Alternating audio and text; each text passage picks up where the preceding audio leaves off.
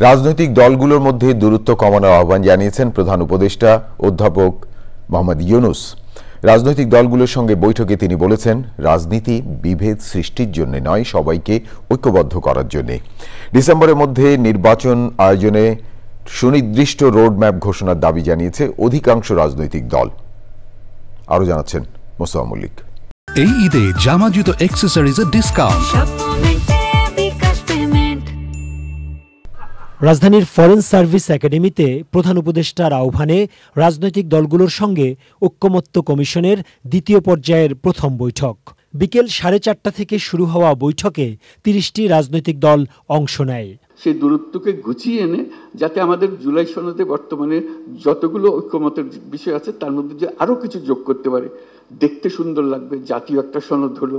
আমরা তো এরকম বিভক্তিকরণের প্রক্রিয়ার মধ্যে রাজনীতি সৃষ্টি করিনি, আমরা সৃষ্টি করছি ঐক্যবদ্ধ হওয়ার জন্য, দেশের উন্নতির জন্য, দেশের মঙ্গলের জন্য। বৈঠক শেষে সাংবাদিকদের সঙ্গে কথা বলেন রাজনৈতিক দলের নেতারা। নির্বাচন ডিসেম্বরের পরে যাওয়ার মতো একটিও কারণ উল্লেখ করার মতো নেই। এই বিষয়টা আমরা বোঝাতে সক্ষম হয়েছি এবং আমরা আবারও অ্যাপ্রোচ করেছি এবং আজকের বক্তব্যে অধিকাংশ রাজনৈতিক দলের মধ্যে আমরা যেটা দেখলাম যে প্রায় সবাই ডিসেম্বরের আগেই নির্বাচনের জন্য তাদের প্রস্তাব আছে। এখন মাননীয় প্রধান উপদেষ্টা সেটা বিবেচনা করবেন, সেটা আমরা আশা করি। আমাদের পক্ষ থেকে আমরা বলেছি জুন এবং মে মাস আবহাওয়াগতভাবে নির্বাচন অনুষ্ঠানের জন্য উপযোগী নয়। কমিটমেন্টের যে টাইম লাইন সেটা হচ্ছে ডিসেম্বর থেকে এপ্রিল, এবং আমরা বলেছি আমরা এর ভিতরেই আপনি একটা ডেট ঘোষণা করবেন। আমরা এ ব্যাপারে খুব রিজিড হতে চাই না।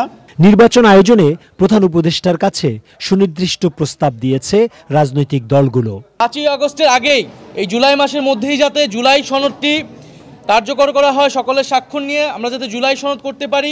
জুলাই সনদ ঘোষণার আগেই যদি নির্বাচনের তারিখ ঘোষিত হয় তাহলে সংস্কার প্রক্রিয়া ব্যাহত হতে পারে। ডিসেম্বরের মধ্যেই জাতীয় নির্বাচনের ব্যাপারে অধিকাংশ দল তাদের মতামত প্রকাশ করেছেন। সরকারের উচিত হবে এটাকে বিবেচনার মধ্যে নেওয়া। নির্বাচনের তারিখ নিয়েই পুরো বিষয়টা ঘোরাফেরা করছে এবং মানুষের মধ্যে অনাস্থা অনিশ্চয়তা আছে আদৌ নির্বাচন হবে কিনা। কাজেই মাননীয় প্রধান উপদেষ্টা তিনি এই ব্যাপারে মানুষের সংশয় দূর করতে পারেন। 3টি দল ব্যতীত বাকি দলই কিন্তু নির্বাচনের জন্য দ্রুত একটা রোডম্যাপ চেয়েছে এবং নির্বাচনটা যে ডিসেম্বরের মধ্যে হওয়া প্রয়োজন সেই বিষয়ে বক্তব্য রেখেছেন। যাতে এমন কোনো নির্বাচন আমরা চাই না যে নির্বাচন বেশি শক্তি কালো টাকার প্রভাবে প্রশ্নবিদ্ধ হয়। সবাইকে ঐক্যবদ্ধ করতে আরও আলোচনা হবে বলে জানিয়েছে ঐক্যমত্য কমিশন। ঈদের ছুটির পরে আমরা প্রায় প্রতিদিনই আলোচনা অব্যাহত রাখতে চাই। আপনাদের পক্ষে সম্ভব হলে আমাদের দিক থেকে সেই আগ্রহ, ইচ্ছা, পরিকল্পনা আছে।